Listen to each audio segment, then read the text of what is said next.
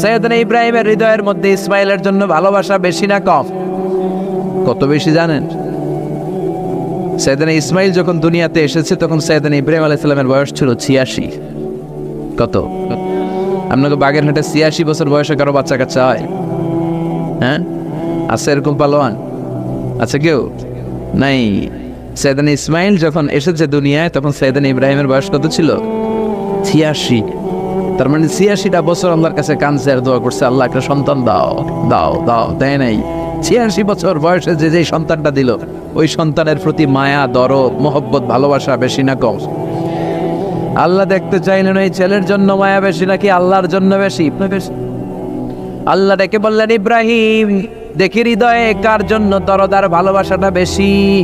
যাও আমার সন্তুষ্টির জন্য 86 বছর বয়সে পাওয়া কলিজার টুকরা দুধের বাচ্চা ইসমাইলকে জবাই করে আমার খুশি অর্জন করো। জবাই করো, স্যাক্রিফাইস করো, আমার জন্য উৎসর্গ করো। বলতে দেরি দেরি, ছুরি নিয়ে গলার মধ্যে ছুরি চালাতে 1 সেকেন্ডও দেরি করে নেই। সুবহানাল্লাহ পড়েন। তার মানে এই পরীক্ষায়ও আল্লাহ বলেন, কাদ সাদ্দাকতার রুইয়া ইন্না কাযালিকা নাজজিল মুহসিনিন। ইব্রাহিম ছুরি আর চালায়ও না। ইসমাইলকে মারা আমার উদ্দেশ্য না, তোমার হৃদয়টা দেখা উদ্দেশ্য। এই ইসমাইল মরে গেলে তো সব ঘটনা উলট পালট লেগে যাবে, কারণ আখিরি জামানার পয়গম্বর বিশ্বনবী মুহাম্মদ রাসূলুল্লাহ ইসমাইলের বংশে পৃথিবীতে আগমন করবে। চিল্লা এখন ঠিক কিনা? ইসমাইলকে বাঁচিয়ে রাখা আল্লাহর জন্য ওয়াজিব। আল্লাহ নিজের জন্য এটাকে আবশ্যক করেছেন। সুবহানাল্লাহ পড়েন। ইমাজিন কি স্যাক্রিফাইস তিনি করেছেন। প্রতিটা পরীক্ষায় পার।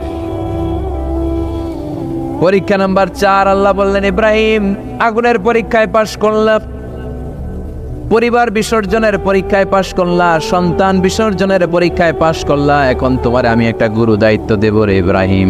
অনেক বড় দায়িত্ব, পারবা কিনা বলো? সাইয়েদনা ইব্রাহিম বলে, লাব্বাইক। সুবহানাল্লাহ পড়ে। কি দায়িত্ব আল্লাহ?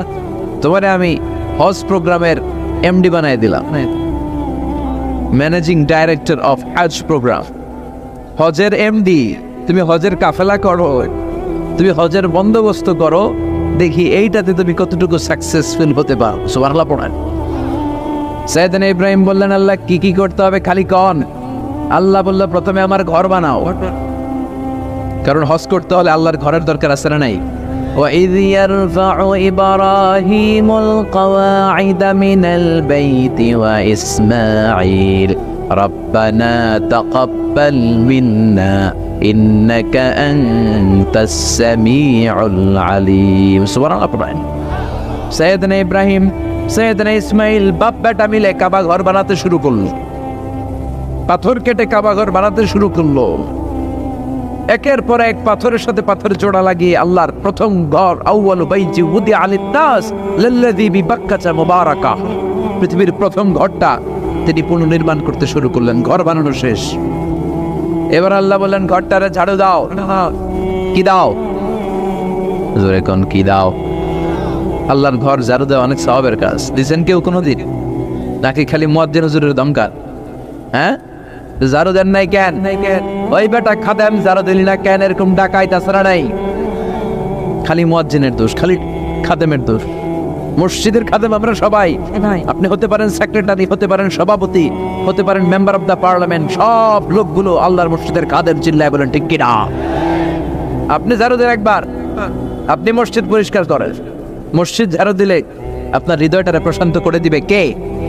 মসজিদেরি ঝাড়ু বারদার হোক আমারে হাত, শোনো আমারে মুনাজাত, শোনো শোনো ইয়া ইলাহি আমারে মুনাজাত, শোনো আমারে মুনাজাত। পড়ে নামে। এবার বাপ বেটা মিলে ঝাড়ু দিতে শুরু করলেন। আল্লাহ বললেন, তাহেরা বাইতিয়া লিত-তাইফিনা ওয়াল-আকিফিনা ওয়ার-রুক্কা'ইস সুজুদ। ইব্রাহিম ইসমাইল বাপ বেটা মিলে কাবা ঘর ঝাড়ু দাও। ঝাড়ু দিলেন। তাহলে কাবা ঘর বানানো শেষ, ঝাড়ু দাও। এবার আল্লাহ বললেন, হজের আজান দাও। কি দাও?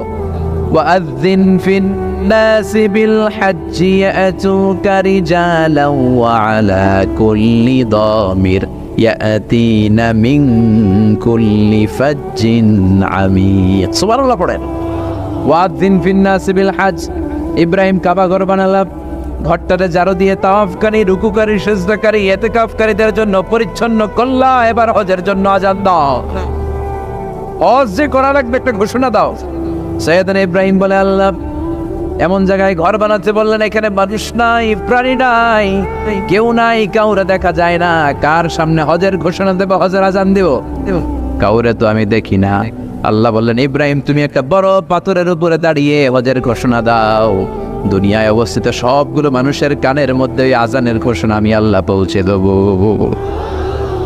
উনি দাঁড়িয়ে আযান দিলেন ইয়া আইয়ুহান নাস ইত্তাখাযাল্লাহু বাইতান লিল হজ আল্লাহ হজের জন্য একটা ঘর বানিয়েছেন আসো আসো যাদের সামর্থ্য আছে এসে হজ করে যাও তখন পৃথিবীতে যত লোক ছিল প্রতিটা মানুষের কানের ভেতরে আল্লাহ আযানের ধ্বনি পৌঁছে দিয়েছে আমরা যারা ছিলাম না আমরা ওই সময় ছিলাম কয়েছিলেন আলামুল আরওয়াহে রুহের জগতেও আমরা যারা ছিলাম আমাদের কানের মধ্যে এই ধ্বনিটা পৌঁছে দিয়েছে কে ওই রুহের জগতে থাকা অবস্থায় যারা আমরা লাব্বাইক বলে আওয়াজ করতে পেরেছি তাদের নসিবে কাবা ঘর জিয়ারতের সুযোগ করে দিবে কে যারা আমরা লাব্বাইক করতে পারছিলাম তাদের নসিবে কাবা ঘরের জিয়ারত আছে না নাই তার মানে আল্লাহ বললেন হজের এমডি বানাইছে আল্লাহ ম্যানেজিং ডাইরেক্টর আল্লাহ বললেন কাবা ঘর বানাও বানালেন ঘর পরিষ্কার করো করলেন আযান দাও আযান দিলেন তার মানে হজ প্রোগ্রামের যে দায়িত্ব এই পরীক্ষায়ও কথা বুঝে নাই মনে হয় হজ প্রোগ্রামের দায়িত্ব এটাতেও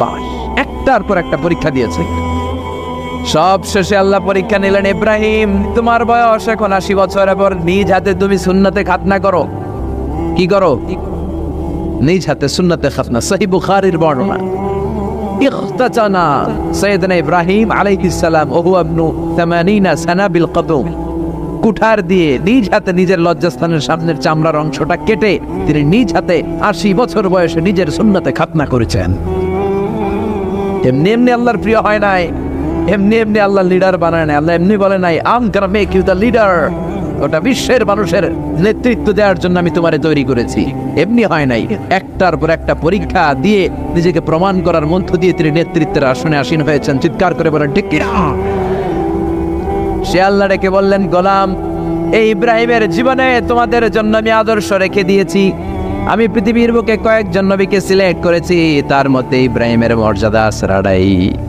ওনার ফ্যামিলি ওনার যে ফ্যামিলিটা it's a placed family ever in the world পৃথিবীর সবচেয়ে বরকতময় ফ্যামিলির একটা ফ্যামিলি এই ফ্যামিলি যেখানেই হাত লাগাইছে ওটা বরকত হয়ে গেছে যেটা ধরছে মাটি সোনা হয়ে গেছে কি বরকত সাইয়েদনা ইব্রাহিম আলাইহিস সালামের পায়ের ছোঁয়া লেগেছিল একটা পাথরে তিনি যখন কাবা বানাচ্ছেন আর উপরে ওঠে না বানাতে বানাতে আন্নাগাল পায় না বললেন আল্লাহ এবার কি করি এই পাথরে দাঁড়িয়ে তুমি কাবা বানাও বলা হয় যে এই পাথরটা এত শক্তিশালী ছিল ওনার উপরে ওঠা দরকার লিফটের মতো পাথরটা উপরে উঠে যেত নিচে নামা দরকার নিচে নেমে যেত আবার এই পাথরের জায়গাটাকে আল্লাহ তাআলা নামাজের মুসল্লা বানিয়ে দিয়েছেন আমাদের জন্য নামাজের মুসল্লা ওয়াত্তাখিযু মিন মাকামি ইব্রাহিম মুসাল্লা আল্লাহ বললেন গোটা বিশ্বের সব মুমিনদের জন্য মাকামে ইব্রাহিমরে আমি মুসল্লা বানিয়ে দিলাম বিশ্বনবী যখন তাওয়াফ করে 2 রাকাত নামাজ পড়তেন মাকামে ইব্রাহিমের সামনে এসে 2 রাকাত সালাত পড়তেন আমরাও যারা তাওয়াফ করি প্রতিটা তাওয়াফের পরে এই মাকামে ইব্রাহিমের সামনে এসে নামাজ পড়তে হয় জানেন না পড়ছেন না আপনারা হাজিরা পড়তে হয় এই পাথরটা এখনো আছে দেখেন ওনার স্মৃতিকে চির অম্লান করার জন্য সাইয়েদনা ইব্রাহিমের শিক্ষাকে চিরস্মরণীয় করে রাখার জন্য ওনার ফুটপ্রিন্ট পায়ের ছাপ যে পাথরে লেগেছে এই পাথরটাকে কাবা ঘরের একেবারে পাশে 11 মিটার উঁচু একটা ছোট্ট গ্লাস ফিটিং করা ডিজাইন করা মিনারার ভেতরে ওইখানে স্থাপন করা যারা তাওয়াফ করে ওইটার পাশ দিয়ে তাওয়াফ করতে হয় আর তাওয়াফ শেষ হলে ওইটার সামনে 2 রাকাত নামাজ পড়তে হয় বরকত আছে না নাই ওনার পা লাগছে এই জায়গা হয়ে গেছে মুসল্লা এবার ওনার ছেলের পা লাগছে মরুভূমিতে ওইটা হয়ে গেছে জমজমের বুক সাইয়েদনা ইসমাইল ওনাকে রেখে হাজার দৌড়াদৌড়ি শুরু করলেন সাফা থেকে মারওয়া মারওয়া থেকে সাফা আহা এখন এয়ার কন্ডিশন করা 4 তলা এয়ার কন্ডিশন করা তো সুন্দর পরিবেশ এরপরে দৌড়াতে দৌড়াতে আমাদের ঘাম ছুটে যায় না জানি সাইয়েদাতুনা হাজার কি কষ্ট করে সেখানে দৌড়াদৌড়ি করেছিলেন, না জানি উনার কি কষ্ট পোহাতে হয়েছিল। উনি সাফা থেকে মারোয়া একবার, মারোয়া থেকে সাফা একবার 7টা চক্কর দিলেন। এই 7টা চক্কর, এই দৌড়াদৌড়িটা আল্লাহর কাছে এত ভালো লেগেছে, কিয়ামত পর্যন্ত সব হাজিদের জন্য এই জায়গায় দৌড়াদৌড়ি করাটা আল্লাহ ওয়াজিব করে দিয়েছে। এটা না করলে আপনার হজই হবে না, এখানে দৌড়াদৌড়ি করা ওয়াজিব। দেখেন দেখেন ওনার ওয়াইফের কাজ কত বরকতময়, উনি দৌড়াদৌড়ি করছেন, এখন আমাদের হজে যে দৌড়াদৌড়ি করা লাগে। সুবহানাল্লাহ পড়বেন না? সাইয়েদনা ইসমাঈল আলাইহিস সালামকে মরুভূমির মধ্যে রেখে উনি দৌড়াদৌড়ি করলেন, পানি নাই, পানির অভাব, দৌড়ে আসলেন। এসে দেখে সাইয়েদনা ইসমাঈল আলাইহিস সালামের পায়ের ধাক্কায় জমজমের পানি বেরোতে শুরু করছে, কল কল কল কল করে আওয়াজ। সাইয়েদনা ইব্রাহিম, ইসমাঈল, হাজার এরা আরবি ভাষা জানতেন না, এরা সুরিয়ানি ভাষার মানুষ ছিলেন। কোন ভাষার? সুরিয়ানি ভাষা। তো পানি দেখে হাজার খুব অবাক, কিরে এত সুন্দর পানি, এই পানি তো মরুভূমির বালিতে লেগে সব শুকিয়ে যাবে। পানি যাতে না শুকায় উনি বালি চারদিক দিয়ে উঁচু করে এরকম বাত দিতে লাগলেন, বাত দিচ্ছেন আর ওনার সুরিয়ানি ভাষায় বলতে লাগলেন জাপ জাপ, মানে হচ্ছে থাম থাম, জাম মানে স্টপ, থাম থাম, কেফ, আরে পানি চলে যাস না, চলে গেলে তো পানি ব্যবহার করতে পারবো না, জাম জাম জাম জাম। ওনার মুখনিসৃত এই জাম জাম শব্দ দুইটা আল্লাহর এত ভালো লাগলো, কিয়ামত পর্যন্ত এই কুয়ার নাম আল্লাহ জামজামের কুয়া বানায় দেন। এটার নাম বিহিরু জামজাম। বিষ্ণু বলেন মা উ জামজাম লিমা শুরিবা লাহু, এই জমজমের পানির এত বরকত, যেই রোগের নিয়ত করে এই পানি খাবেন ওই রোগ থেকে শেফা দিবে কে? আবার বিষ্ণু বললেন ইন্নাহা শিফা তুআমু তুআমিন শিফাউ সুকমান ইন্নাহা মুবারাকা, এই জমজমের পানি গোটা বিশ্বের সব পানির মধ্য থেকে সব চাইতে বরকতের পানি। এই পানির মধ্যে রোগের জন্য চিকিৎসা আছে, মানুষের ক্ষুধা লাগলে এটার ভেতরে খাবারের উপাদান আছে। পৃথিবীর সব পানি শুধু তৃষ্ণা নিবারণ করে, শুধু জমজমের পানি তৃষ্ণাও নিবারণ করে, ক্ষুধাও নিবারণ করে। জাপানের কিছু জিওলজিস্ট, ভূতত্ত্ববিদ গবেষণা করে পেয়েছে এই পানির মধ্যে ফুড সাপ্লিমেন্টারি আছে, মানে খাদ্যের পরিপূরক। কিছু না খাই এই পানি খাইলে ক্ষুধা নিবারণ হয়ে যাবে।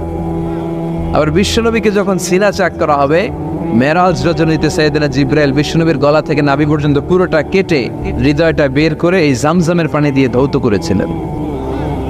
তার মানে এই ফ্যামিলি যেইখানে হাত লাগাইছে ওইখানে বরকত আছে না নাই? যেখানে হাত ওইখানে বরকত। বাবা পা লাগাইছে মাকাম ইব্রাহিম, ছেলে পা লাগাইছে জামজামের কুয়া, হাজার দৌড়াদৌড়ি করেছে, আর সাআয়ু বাইনা সাফা ওয়াল মারওয়া হজের মধ্যে ওয়াজিব করে দিয়েছে কে? আবার আল্লাহ বললেন ওয়াজআলনা ফি যুররিয়াতিহিন নুবুওয়াতা ওয়াল কিতাব, আমি খুশি হয়ে এই ইব্রাহিমের বংশের মধ্যে নবুয়ত দিয়েছি, আবার কিতাবও দিয়েছি। সুবহানাল্লাহ বলেন। তিনি নবুয়ত দিয়েছেন। পৃথিবীতে যত নবী আসছে সব সাইয়েদনা ইব্রাহিমের নাতিপুতি। সব কি বিশ্বাস হয় না? এই পৃথিবীতে যত পয়গম্বর এসেছেন তার 99.99% নবীরাই ওনার ছেলে আর নাতিপুতি। চিল্লায় পড়েন আল্লাহু আকবার। এজন্য ওনারে বলা হয় আবুল আম্বিয়া, father of the all prophets, সব নবীদের বাবা। ওনার বয়স যখন 86 তখন আল্লাহ সাইয়েদনা ইসমাইলকে দিলেন।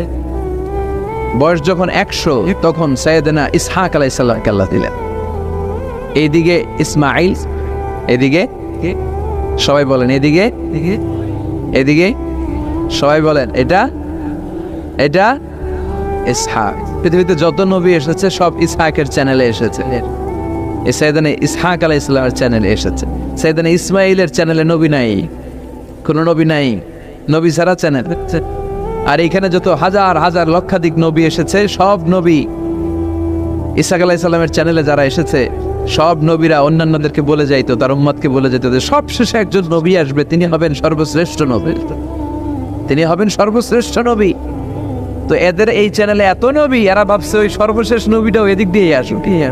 কিন্তু আল্লাহ হাজার হাজার লক্ষ নবী এই চ্যানেলে পাঠালেন, কিন্তু সর্বশেষ নবীটা এইখানে পাঠালেন না। সর্বশেষ চ্যানেলের নবীটা আল্লাহ এই চ্যানেলে পাঠায় দিলেন। সর্বশেষ নবীটা সাইয়েদনা ইসমাইলের চ্যানেলে এসেছে। এজন্য ওরা হচ্ছে বানি ইসরাইল আর আমরা হচ্ছে বানি ইসমাইল। সুবহানাল্লাহ পড়বেন না?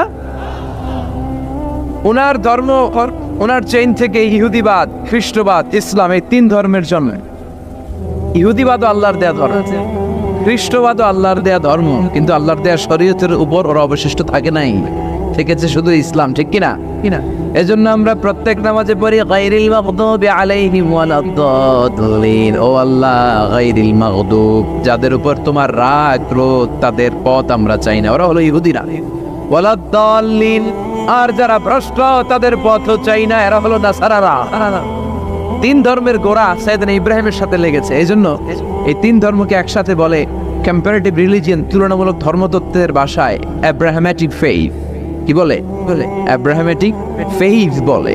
এজন্য ওনাকে বলা হয় আবুল আম্বিয়া। সব নবীরা এই চ্যানেলে এসেছে, তার মানে সব নবী সাইয়েদনা ইব্রাহিমের নাতিপুতি। আবার এই প্রতিটা নবীর জন্য আল্লাহ তাআলা আকাশ থেকে কিতাব নাজিল করেছেন। চিল্লায় বলেন ঠিক কিনা? আল্লাহ বলে, ইব্রাহিম তোমারও আমি কিতাব দিলাম। সাইয়েদনা ইব্রাহিম আলাইহিস সালামের উপর কিতাব আছে না নাই? ওই কিতাবের নাম কি? কে পারে? ইন্না হাযা লাফিস সুহুফিল উলা সুহুফি ইব্রাহিম ওয়া মূসা। সুহুফি ইব্রাহিম, সাইয়েদনা ইব্রাহিমকে আল্লাহ তাআলা সহিফা দান করেছেন। চিল্লায় পড়েন আল্লাহু আকবার। আবার এই নবীর নামে আল্লাহর কোরআনে একটা সূরা আছে না নাই? কথা কন, কি নাম সূরা? সূরা আলিফ লাম রা।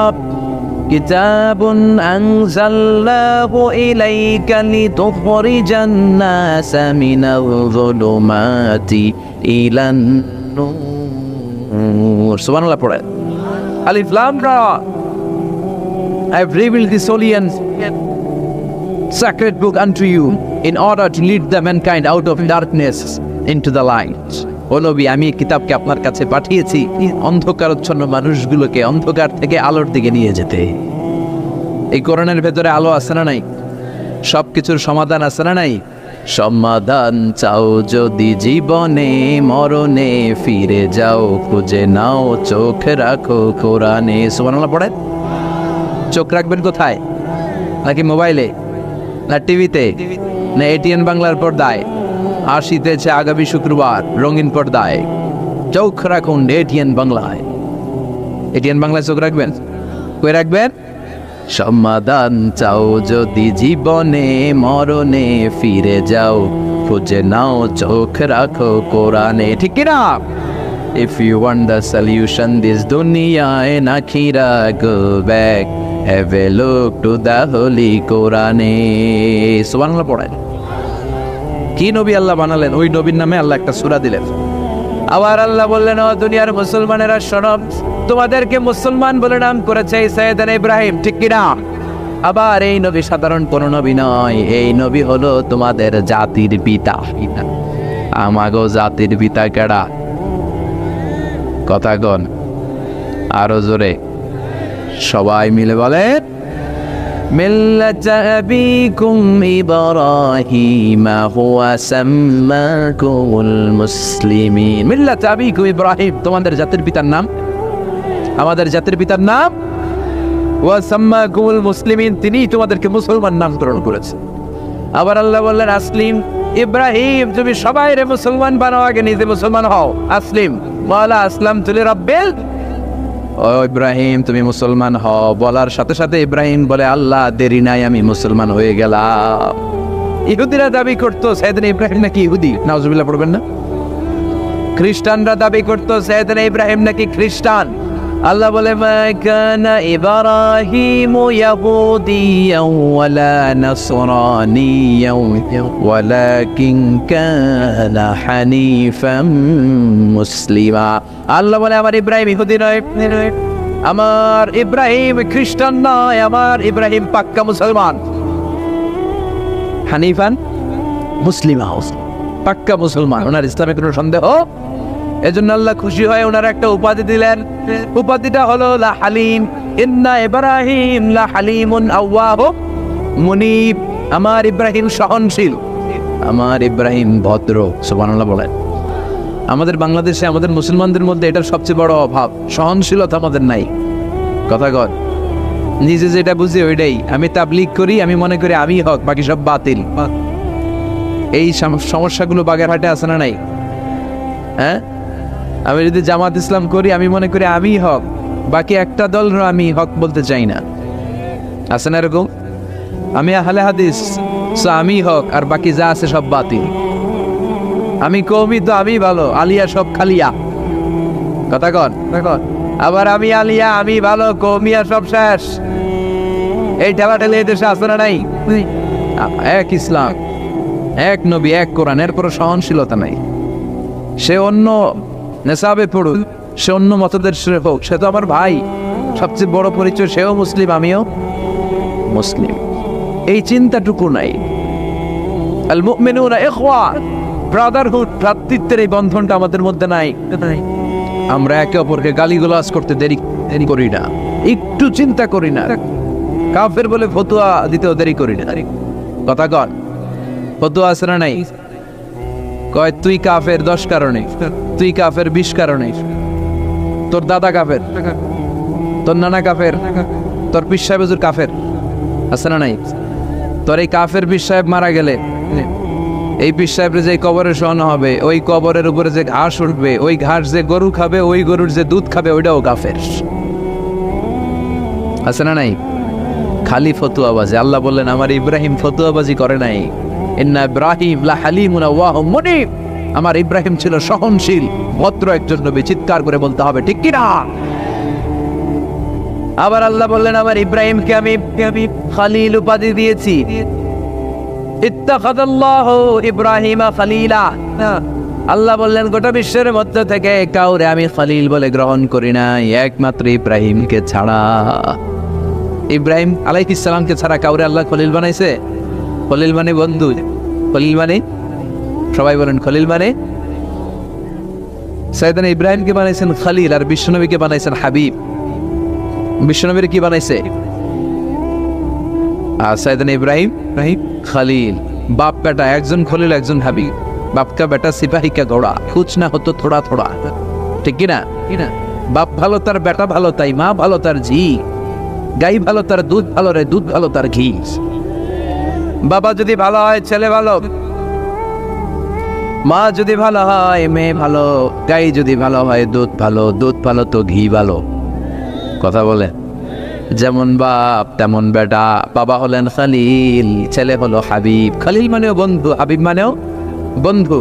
খলিল মানে এমন বন্ধু যেই বন্ধু আল্লাহরে খুশি করার জন্য কাজ করে। কথা বুঝতে হবে। খলিল মানে এমন বন্ধু যে বন্ধু আল্লাহরে খুশি করার জন্য কাজ করে।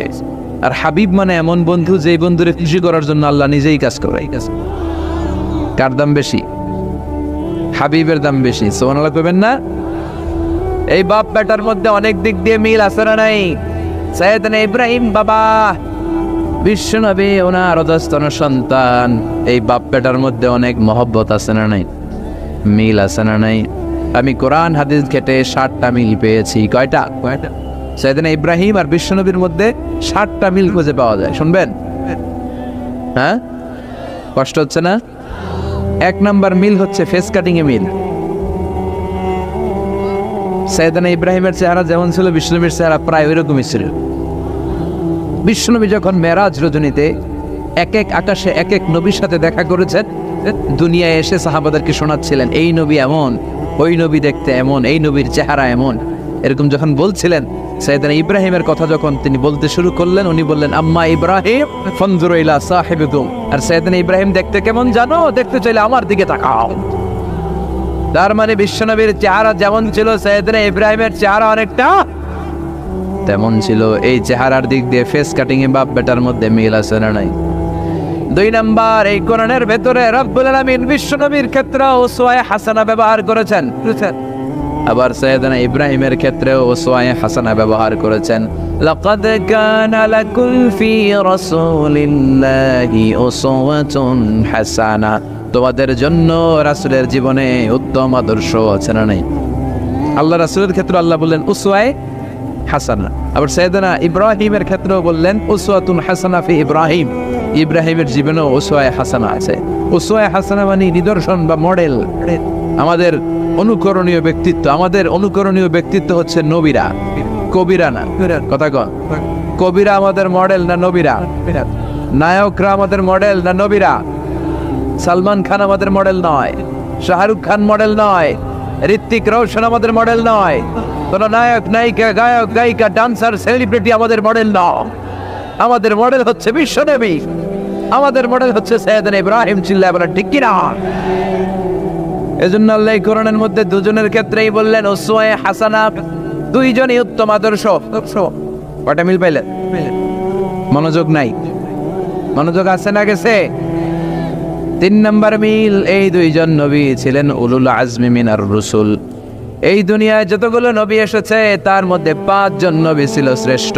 এই 5 জনের মধ্যে বাপ বেটা আছে না নাই? খেয়াল রাখবেন, উলুল আজমি মিনার রুসুল দৃঢ় প্রত্যয়ী নবী 5 জন। কারা? সাইয়েদনা নূহ, সাইয়েদনা ইব্রাহিম, সাইয়েদনা মূসা, সাইয়েদনা ঈসা, বিশ্বনবী মুহাম্মদ রাসূলুল্লাহ। এই 5 জন হচ্ছে উলুল আজমি মিনার রুসুল। এই 5 জনের মধ্যে বাপ বেটা 2 জন আছে না নাই? এরপরে বাপ বেটার মধ্যে আরেক মিল হচ্ছে বিনাউল কাবা। বাপ বেটা 2 জনই কাবা বানিয়েছে। বিশ্বনবী বানিয়েছে ছোট্টবেলায়, সাইয়েদনা ইব্রাহিম বানিয়েছে বৃদ্ধ বয়সে। ঠিক কিনা? বানাইছে না? বিশ্বনবী বানাইছে যখন বয়স একেবারে কম, কোনো বর্ণায় 8, কোনো বর্ণায় 10 বছরের বাচ্চা, বড় না ছোট? কথা কম। এই ছোট্ট মুহাম্মদ সাল্লাল্লাহু আলাইহি ওয়াসাল্লাম তিনি পাথর কেটে কেটে, পাথর কাঁধে নিয়ে বহন করে করে কাবা ঘর নির্মাণ করেছে। ওনার সমবয়স্ক বন্ধুরা তারাও বিশ্বনবীর সাথে পাথর টেনেছে, কিন্তু সবগুলা টানছে লুঙ্গি খুললা। কেমনে? কথা কন। ছোট বাচ্চারা লুঙ্গি খুলে ফেলে না? সবাই লুঙ্গি খুলে লুঙ্গি ভাঁজ করে কাঁধের মধ্যে রেখেছে। এরপরে কাঁধের উপর পাথর নিয়ে পাথর টেনেছে যাতে কাঁধে ব্যথা না পায়। কিন্তু বিশ্বনবী তো লুঙ্গি খোলে না। সুবহানাল্লাহ পড়েন। বিশ্বনবীর লজ্জাস্থান কেউ দেখে নাই।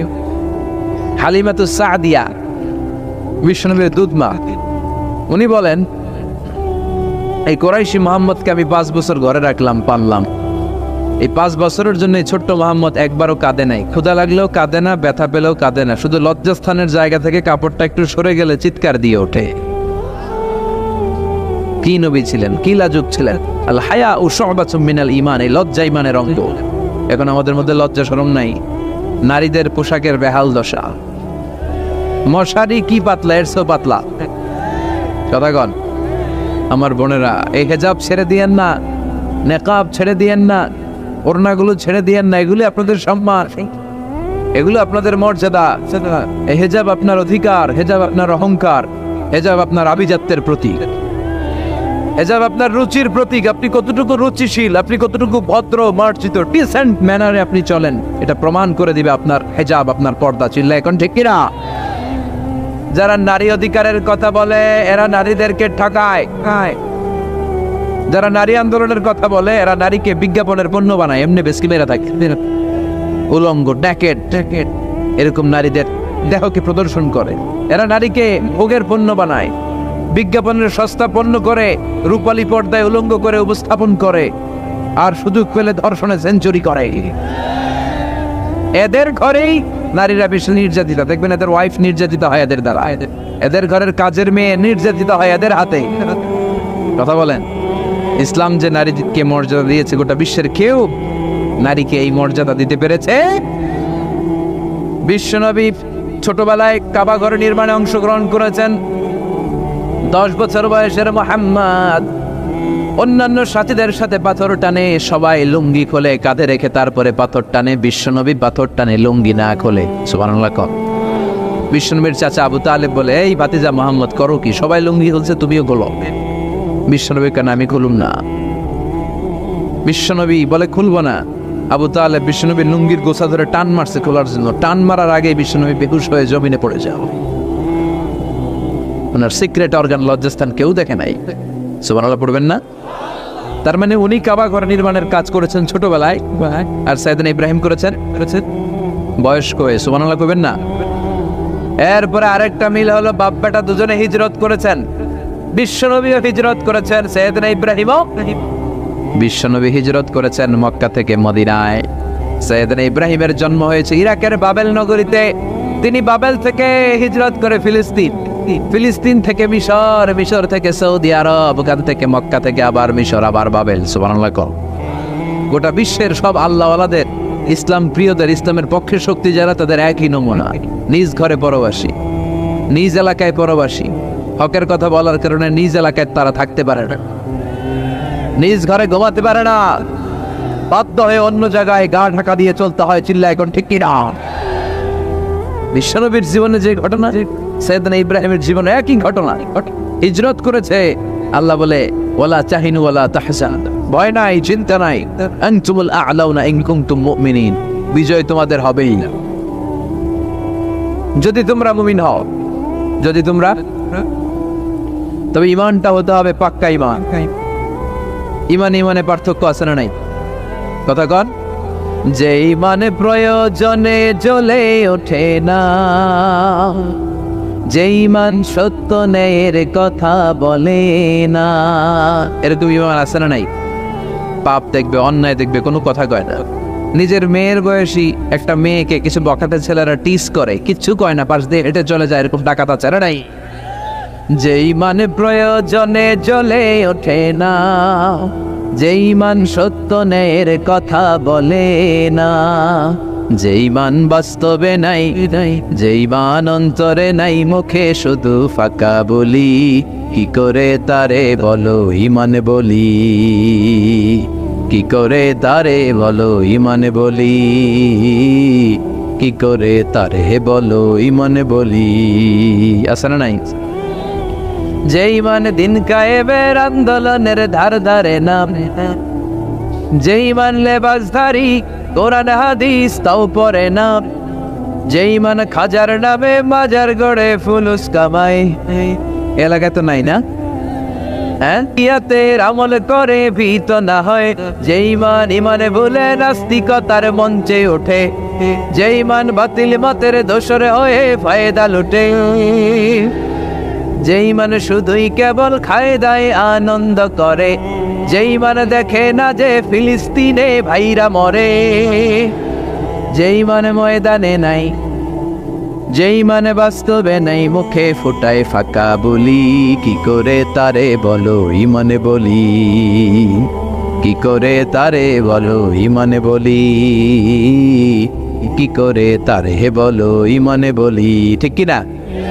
ঈমানে পার্থক্য আছে। আপনারও ঈমান, আর যারা এই ঈমান রক্ষার জন্য জানবাজি রেখে ইসলামের কথা বলে, তার ঈমান ও ঈমান পার্থক্য আছে না? সাইয়েদনা ইব্রাহিমও হিজরত করেছেন, বিশ্বনবীও হিজরত করতে বাধ্য হয়েছে, কারণ হিজরতের দিক থেকে মিল আছে না নাই? এরপরে বিশ্বনবী মুসলিমের বর্ণনায় বলেন, ইন্নী হারামতুল মদিনা কামা হারামা ইব্রাহিম মক্কা, আমি হারাম করছি মদিনা, সাইয়েদনা ইব্রাহিম হারাম করছেন মক্কা। মক্কা মদিনা দুইটাই কিন্তু হারাম, জানেন? মক্কা মদিনার চারদিকে হুদুদুল হারাম আছে, হারামের বাউন্ডারি। এই জায়গায় মারামারি করা যায় না, কিলাকিলি ঘুষাঘুষি কিছু করা যাবে? হত্যাকারীও যদি এই হুদুদুল হারামের ভিতরে ঢুকে, সৌদি পুলিশ ওখানে ওরা অ্যাটাক করতে পারবে না, ওরা চলে বলে কৌশলে হুদুদুল হারামের বাউন্ডারির বাইরে আনবে, এরপরে মারিস। কথা বুঝা নেই? এটার ভিতরে মারামারি নাই। তো এই হুদুদুল হারামের বাউন্ডারি বেঁধে দিয়েছেন মক্কায় সাইয়েদনা ইব্রাহিম, আর মদিনায় বেঁধেছেন বিশ্বনবী। বাপ্পাটা মিল আছে না নাই?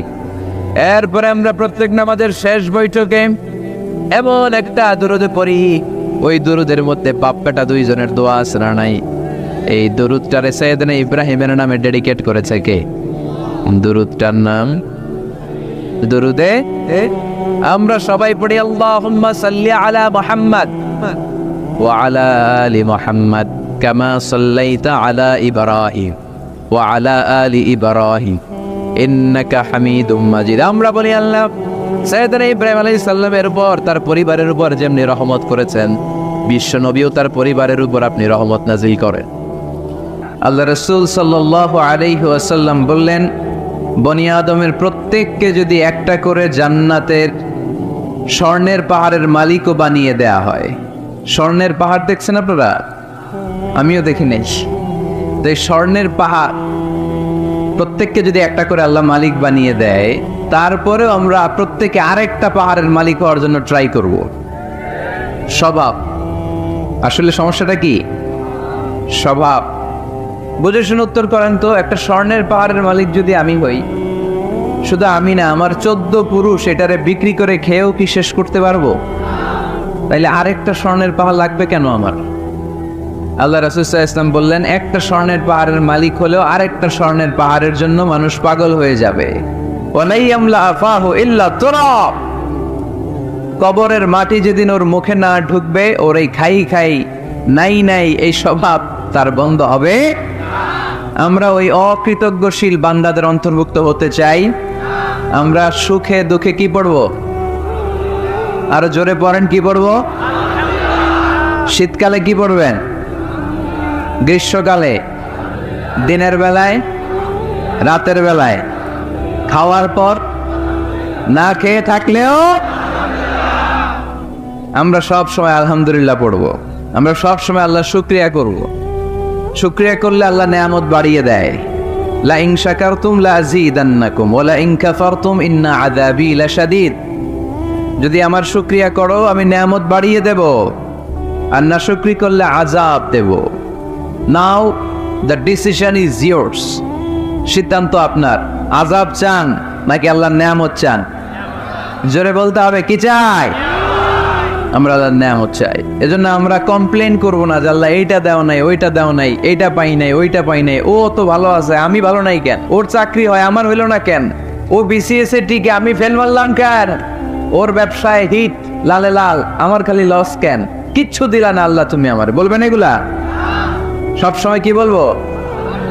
আরো জোরে কি বলবো? This is my first and foremost message today for you. আজকের দিনের প্রথম মেসেজ হচ্ছে আমরা সব সময় আলহামদুলিল্লাহ পড়ব। রাজি আছেন? আল্লাহ তুমি কবুল করো।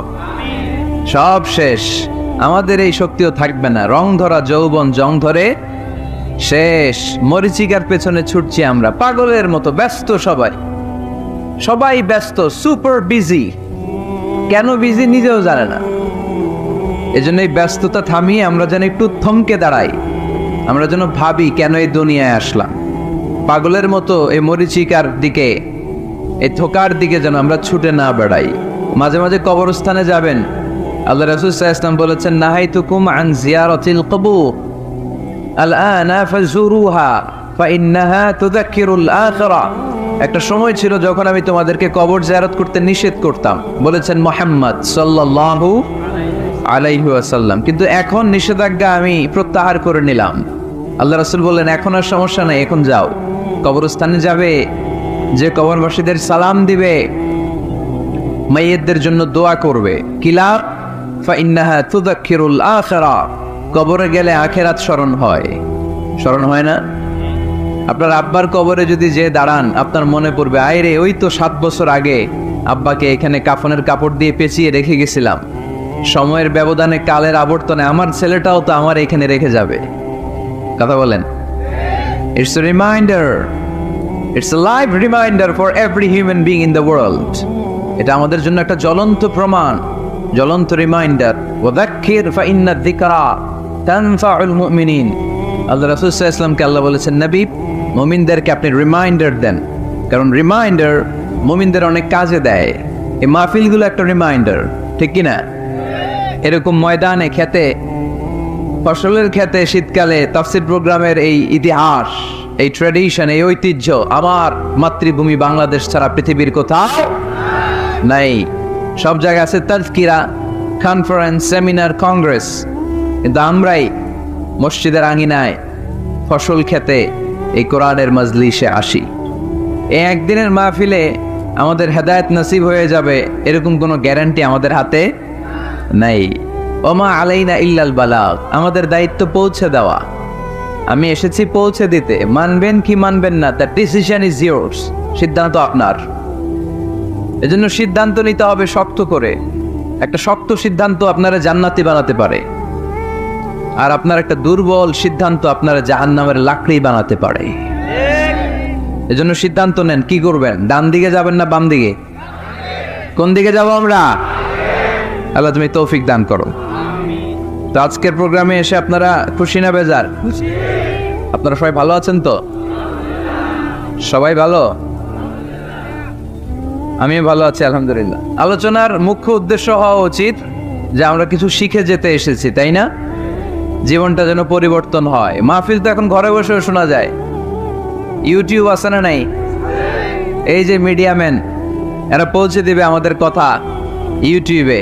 অনেকে আছে এখানে ধাক্কাধাক্কি করে প্যান্ডেলে আইসা শুনবেন আওয়াজ। এরা ঘরে বসে বসে এয়ারকন ছেড়ে দিয়ে কফির কাপে চুমুক দিবে আর ওয়াজ শুনবে, তাই না? তো এখন এটা সহজ হয়ে গেছে।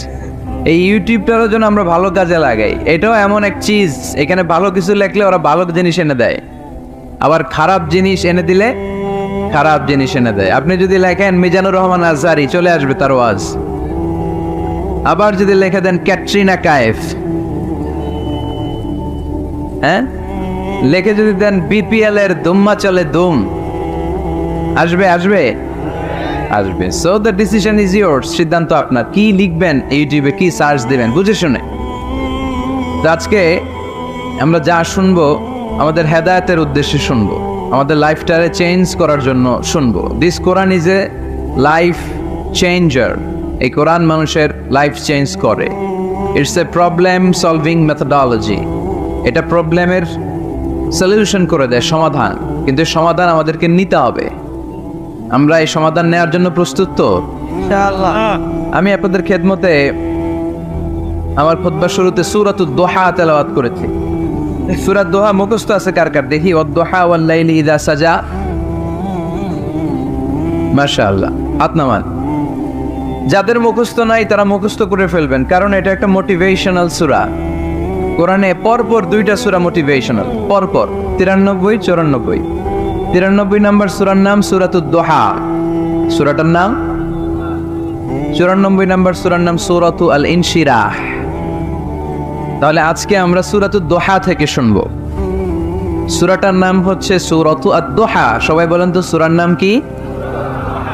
মাশাআল্লাহ। এটা কোরআনের 93 নম্বর সূরা। কত নাম্বার? এই সূরায় আয়াত আছে 11টি। কয়টি? এই সূরাটি মাক্কি সূরা। কি সূরা? এবার প্রশ্ন করে উত্তর দেন। সূরাটার নাম? সূরাটার নাম মাক্কি সূরা। সূরার নাম? আচ্ছা, আদ-দোহা। কত নাম্বার সূরা? সবাই বলেন না কত নাম্বার? মাশাআল্লাহ। আয়াত কয়টা? সূরাটা মাদানী সূরা। কি সূরা? মাশাআল্লাহ, এই তো শিখতেছেন আপনারা। মানে মক্কায় অবতীর্ণ হয়েছে। এটা মোটিভেশনাল সূরা। রাসূল সাল্লাল্লাহু আলাইহি ওয়াসাল্লামের তখন মন খুব খারাপ। আমাদের মাঝে মাঝে মন খারাপ হয় না? আপনাদের মন খারাপ হয় কেন? হ্যাঁ, মাহফিল বন্ধ করে দেয়, এজন্য মন খারাপ হয়। কয়টা বন্ধ করবে? কয়টা বন্ধ করে রাখবে? এক জায়গায় বন্ধ হইতেছে, আরেক জায়গায় তো কথা বলার সুযোগ হচ্ছে। পাবলিকলি কথা বলার সুযোগ না দিলেও মোবাইল নিয়ে লাইভে কথা বললে শোনা যাবে না? আসলে বন্ধ করার সুযোগ নাই। বন্ধ করতে পারে একজন, চিৎকার করে বলতে হবে তিনি কে। যারা বন্ধ করতে চায় ওদেরকে আল্লাহ কবে বন্ধ করে দেয় ওইটারই কোনো হিসাব নাই। তুই বেটা মাহফিল বন্ধ করস, মদের আড্ডাখানা বন্ধ না করে, জুয়া খেলা বন্ধ না করে এরা মাহফিল বন্ধ করে। সমাজে যে অসঙ্গতি এগুলো বন্ধ করা দরকার। জুয়া খেলা, টেন্ডারবাজি, চাঁদাবাজি এগুলো বন্ধ করা দরকার। কোরআনের মাহফিল যারা বন্ধ করে এরা বুঝে না, কপাল পোড়া, এদের হেদায়েত নাই কপালে। চিল্লা এখন ঠিক কিনা? আমরা এদের হেদায়েতের জন্য দোয়া করি। তো এক ভাইয়ের মন খারাপ হয়, মাহফিল বন্ধ হয়। এই জন্য আপনাদের কি জন্য মন খারাপ? হ্যাঁ, গার্লফ্রেন্ড রাগ করছে এজন্য? তাহলে একই সমস্যা। আচ্ছা, তো নানা কারণে আমাদের মন খারাপ হয়। আল্লাহ রাসূল সাল্লাল্লাহু আলাইহি ওয়াসাল্লামের মন খারাপ। আমাদের মন খারাপ হলে আমাদের বন্ধুরা আমাদের মন ভালো করে। আল্লাহ রাসূল সাল্লাল্লাহু আলাইহি ওয়াসাল্লামের বন্ধু কে? আল্লাহ রাসূল সাল্লাল্লাহু আলাইহি ওয়াসাল্লামের যখন মন খারাপ হতো স্বয়ং আল্লাহ তাআলা আল্লাহ রাসূলের মন ভালো করে দিত। সুবহানাল্লাহ। আসতে পড়েন সুবহানাল্লাহ, বললে লাভ আছে না? একবার সুবহানাল্লাহ বললে আকাশের জমিনের মাঝখানের যত গ্যাপ, ফাঁকা জায়গা, এই পুরো ফাঁকা জায়গাটাতে সওয়াব দিয়ে পরিপূর্ণ করে আল্লাহ আপনার আমল নামায় ঢুকিয়ে দেয়। এই যে এখন আওয়াজ করে কয় সুবহানাল্লাহ। সওয়াবের কথা শুনছে? সওয়াব আছে যেখানে আমরা আছি। সূরাতুদ দোহা মোটিভেশনাল সূরা। আল্লাহ রাসূল সাল্লাল্লাহু আলাইহি ওয়াসাল্লামের বড্ড মন খারাপ। রাসূল সাল্লাল্লাহু আলাইহি ওয়াসাল্লামের মন খারাপ আল্লাহ সহ্য হচ্ছে না। তাই রাসূল সাল্লাল্লাহু আলাইহি ওয়াসাল্লামের মন ভালো করে দেওয়ার জন্য আল্লাহ একটা সূরা নাজিল করলেন। সূরাটার নাম সূরাতু আদ-দোহা। এই সূরার কেন্দ্রীয় আলোচ্য বিষয় হচ্ছে মুমিন কখনো হতাশ হয় না, মুমিন কখনো নিরাশ হয় না, মুমিন কখনো হাল ছেড়ে দেয় না, মুমিন সব সময় ভরসা রাখে একজনের উপর, তিনি কে? আমরা কখনো হতাশ হই না, ঠিক কিনা? আমরা কখনো নিরাশ হই না, ঠিক কিনা? আমরা কখনো হাল ছেড়ে দেই না, আমরা ভরসা রাখি একজনের উপর, তিনি কে? Every time you feel like you cannot go on, you feel so lost that you are so alone. Don't despair and never lose hope, 'cause Allah is always by your side. Inshallah, পড়েন, Inshallah, Inshallah, you'll find your way. Inshallah, Inshallah, Inshallah, you'll find your way. সুবহানাল্লাহ পড়েন। আমাদেরকে রাস্তা দেখায় কে? এজন্য আমরা হাল ছেড়ে দেই না, আমরা নিরাশ হই না, আমরা হতাশ হই না, আমরা ভরসা রাখি একজনের উপর, তিনি কে? হ্যাঁ, এটা ঠিক, মাঝে মাঝে আমাদের জীবনে বিপদ আসে, পরীক্ষা আসে, মুসিবত আসে, এগুলো আসে আমাদেরকে শক্ত করার জন্য, ঠিক কিনা? আমাদের কোমরকে সোজা করার জন্য, আমাদের পায়ের নিচের মাটিকে শক্ত করার জন্য। প্রতিকূল পরিবেশে কি করে বীর দর্পে দাঁড়িয়ে থাকতে হয়, নিজের অস্তিত্বের প্রমাণ দিতে হয়, সেটা শিক্ষা দেবার জন্য। এজন্য মুমিনের হারাবার কিছু নেই। লা তাইয়াসু মির রাউহিল্লাহ, আল্লাহর রহমত থেকে নিরাশ হয়ো না। ইন্নাহু লা ইয়াইয়াসু মির রাউহিল্লাহি ইল্লাল কওমুল কাফিরুন, কাফের ছাড়া, মুশরিক ছাড়া, নাস্তিক ছাড়া, মুনাফিক ছাড়া কেউ কখনো আল্লাহর রহমত থেকে নিরাশ হয় না। আমরা সবসময় আল্লাহর রহমতের ভিখারি, আমরা সব সময় আল্লাহর রহমতের প্রত্যাশী, আমরা সব পরিস্থিতিতে ভরসা রাখি একজনের উপর, তিনি কে? তাহলে এটা হচ্ছে সেন্ট্রাল থিম, যে আমরা হতাশ হব না। Never lose hope, never be frustrated, never be upset, কখনো মন খারাপ করা যাবে না, আমরা আল্লাহর উপর ভরসা রাখি। এটা হচ্ছে কেন্দ্রীয় আলোচ্য বিষয়। এই সূরাটা নাজিলের একটা ব্যাকগ্রাউন্ড আছে, যেহেতু এটা মাক্কি সূরা, আল্লাহ রাসূল সাল্লাল্লাহু আলাইহি ওয়াসাল্লামের কাছে কোরআনের আয়াতগুলো নাজিল হতে শুরু করলো, রাসূল সাল্লাল্লাহু আলাইহি ওয়াসাল্লাম কোরআনের আয়াতগুলো প্রচার করতে শুরু করলো। যাই নাজিল হয় রাসূল সাল্লাল্লাহু আলাইহি ওয়াসাল্লাম কি গোপন করে রাখতেন? বা যা নাজিল হয়েছে তার অর্ধেক শোনাইতেন, বাকিটা শোনাইতেন না, এরকম? ইয়া আইয়ুহার রাসূল বাল্লিগ মা উনজিলা ইলাইক, হে নবী, হে রাসূল, যাই নাজিল হয় আপনি ছড়িয়ে দেন। রাসূল সাল্লাল্লাহু আলাইহি ওয়াসাল্লাম ছড়াইয়া দিতেন। যেটাই নাজিল হয় কাল বিলম্ব না করে বিশ্বনবী এই আয়াতের দাওয়াত দিতে শুরু করতেন। নাজিল হলো ইকরা বিসমি রাব্বিকাল্লাযী খালাক, খালাকাল ইনসানা মিন আলাক, ইকরা ওয়া রাব্বুকাল আকরামুল্লাযী আল্লামা বিল কলম, আল্লামাল ইনসানা মা লাম ইয়ালাম। পড়েন সুবহানাল্লাহ। নাজিল হলো পড়ো তোমার রবের নামে, যিনি শিখিয়েছেন। আমাদেরকে শিখিয়েছে কে? আমাদের সৃষ্টি করেছে কে? Read in the name of your lord who has created, পড়ো তোমার প্রভুর নামে যিনি শিখিয়েছেন। নাজিল হলো 5 আয়াত, আল্লাহ রাসূল সাল্লাল্লাহু আলাইহি ওয়াসাল্লাম পৌঁছে দিলেন।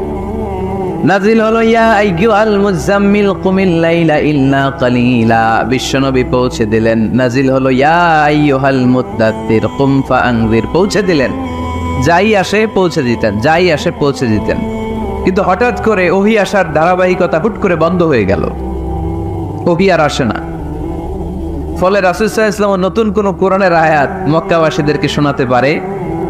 মক্কাবাসীরাও এসে রাসূল সাল্লাল্লাহু আলাইহি ওয়াসাল্লামকে খোঁচায়, বলে কি মুহাম্মদ, কিছু বলো না, যে নতুন কিছু শোনাও না, যে এতদিন তো অনেক পটপট করছো, অনেক কথা শোনাইছো, কই তোমার সেই কথা? রাসূল সাল্লাল্লাহু আলাইহি ওয়াসাল্লাম বলতে পারেন না। কেমনে বলবে? উনি কি মন গড়া কিছু বলে? ওমা ইয়ানতিকু আনিল হাওয়া ইন হুয়া ইল্লা ওয়াহয়ুই ইউহা, মন গড়া তিনি কিছু বলেন না, মন মস্তিষ্ক প্রসূত কোনো কথা তিনি জাতির কাছে পেশ করেন না। তিনি তাই বলেন যা তাকে নির্দেশ দেয়া হয়, আর নির্দেশটা দেয় কে? সবাই বলতে লাগলো মুহাম্মদ তোমার নতুন কথাবার্তা কই? রাসূল সাল্লাল্লাহু আলাইহি ওয়াসাল্লাম চুপচাপ, কিপ সাইলেন্ট। কাফিররা বলতে শুরু করলো ইন্না মুহাম্মাদান খালাকা রাব্বুহু, মুহাম্মাদের রব মুহাম্মদ রে ভুলে গিয়েছে, মুহাম্মাদের রব মুহাম্মদ রে বর্জন করেছে। তাই তো নতুন কিছু আসে না। মুহাম্মদ তোমার দিন শেষ, তোমার কাছে আর আসবে না ওহী। রাসূল সাল্লাল্লাহু আলাইহি ওয়াসাল্লাম খুব টেনশন শুরু করে দিলেন। আবু লাহাবের স্ত্রী উম্মে জামিল বলতে শুরু করলো, ইন্না শাইতানাকা কাদ তারাকাক, হে মুহাম্মদ তোমার শয়তান তোমারে তরক করছে। নাউজুবিল্লাহ পড়েন। শয়তান দ্বারা উম্মে জামিল সাইয়েদনা জিবরাইল আলাইহিস সালামকে বুঝিয়েছেন। তিনি বুঝিয়েছেন যে মুহাম্মদ, জিবরাইল তোমার কাছে আসে না, শেষ, তোমার দিন শেষ, তোমার খেলা শেষ, আর আসবে না। রাসূল সাল্লাল্লাহু আলাইহি ওয়াসাল্লাম নিজেও ভয় পেয়ে গেলেন। ঘটনা কি? আমার কোনো ভুল হচ্ছে না তো? আমি কোনো অন্যায় করে ফেললাম না তো? আল্লাহ আমার উপর নাখোশ হলেন না তো? আমরাও মাঝে মাঝে এরকম ফ্রাস্ট্রেশনে ভুগি না? কি রে, আল্লাহ বোধহয় আমারে পছন্দ করে না, এত দোয়া করি, আল্লাহ মনে হয় আমার দোয়া কবুল করে না, আল্লাহ মনে হয় আমারে চায় না, আল্লাহ মনে হয় আমারে ভালোবাসে না। তা না হলে আমার দোয়া কবুল হয় না কেন? আমি এত দুঃখী কেন? রাসূল সাল্লাল্লাহু আলাইহি ওয়াসাল্লাম ঠিক একই টেনশনে পড়লেন, ঠিক একই ডিলেমায় পড়লেন, ঠিক একই পেরেশানিতে ভুগলেন। কি রে, ওহী নাজিল হয় না কেন? আমাকে নিয়ে কাফির মুশরিকরা বেদিনরা ঠাট্টা বিদ্রুপ করে, উপহাস করে, কিন্তু আল্লাহ তাআলা কোনো ওহী নাজিল করে না। ঘটনা কি? আমার ভুল হলো না তো? আল্লাহ আমার উপর নাখোশ হলেন না তো? টেনশন। রাসূল সাল্লাল্লাহু আলাইহি ওয়াসাল্লাম টেনশনে ভুগছেন। ইন দ্য মিন টাইম আল্লাহ রাসূল সাল্লাল্লাহু আলাইহি ওয়াসাল্লামের টেনশন দূর করে দিয়ে আল্লাহ রাসূল সাল্লাল্লাহু আলাইহি ওয়াসাল্লামের মন ভালো করে দেওয়ার জন্য এই সূরা দোহা নাজিল করলেন। কে? আল্লাহ রাসূল যখন টেনশনে হাবুডুবু খাচ্ছেন, তখনই আল্লাহ নাজিল করলেন, ওয়াদ-দুহা ওয়াল-লাইলি ইযা সাজা মা ওয়াদ্দাআকা রাব্বুকা ওয়া মা ক্বালা ওয়ালাল আখিরাতু খায়রুন লাকা মিনাল উলা ওয়ালাসাউফা ইউ'তিকা রাব্বুকা ফাতারদা। সুবহানাল্লাহ পড়েন। আল্লাহ নাজিল করলেন ওয়াদ-দুহা ওয়াল-লাইলি ইযা সাজা। দুহা মানে আলো। দোহা মানে কি? সকালের আলো, প্রভাতের সূর্য কিরণ। আলো মানে আশার আলো, সম্ভাবনার আলো। আলো বললেই মনের মধ্যে একটা সাহস জাগে না? আর অন্ধকার বললেই ভয় লাগে না? আমাদের ছোট্ট বাচ্চারা বাসার ভিতরে অন্ধকার হইলে ভয় পায় না? তার মানে অন্ধকার হচ্ছে ভয়ের প্রতীক, আর আলো হচ্ছে আশার প্রতীক। সুবহানাল্লাহ পড়েন। রাসূল সাল্লাল্লাহু আলাইহি ওয়াসাল্লামকে সান্ত্বনা দেওয়ার জন্য আল্লাহ দুইটা শপথ করলেন। চিল্লায় বলতে হবে কয়টা?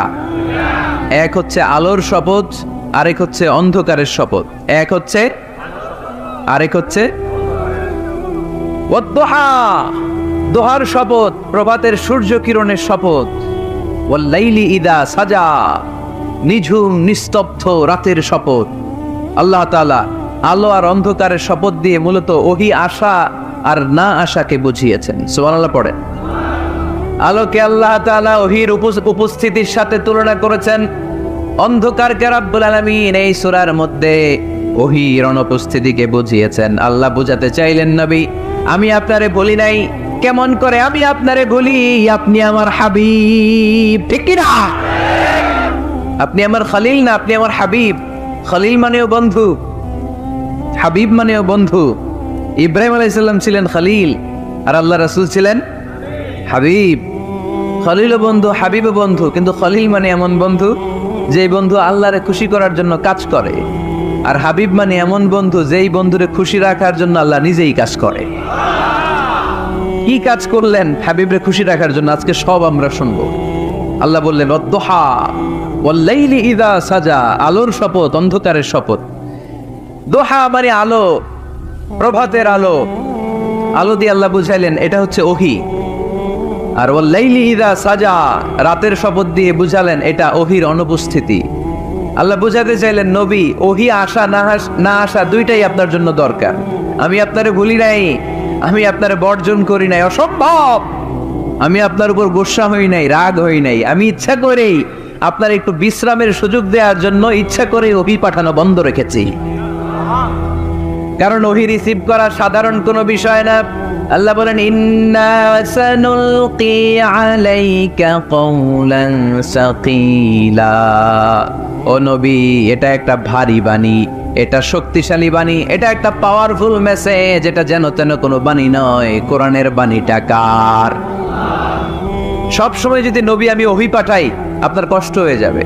আমরা সপ্তাহে সরকারি চাকরি যারা করেন 7 দিনে কাজ করেন কয়দিন? হ্যাঁ, 5 দিন। ছুটি কয়দিন? তো পুরা সপ্তাহ 7 দিনে যদি কাজ থাকতো করতে পারতেন? কথা বলেন। আবার 7 দিনে যদি ছুটি থাকতো ভাল লাগতো? আল্লাহ বুঝাতে চাইলেন নবী, লাগাতার যদি অভিনাজিল করি, এটা রিসিভ করা, এই দাওয়াতটা যথাযোগ্য মর্যাদায় পৌঁছে দেয়া, এটা আপনার জন্য কষ্ট হয়ে যাবে। কারণ ওহি এটা সাধারণ কোনো বাণী নয়, এই বাণীটা কার?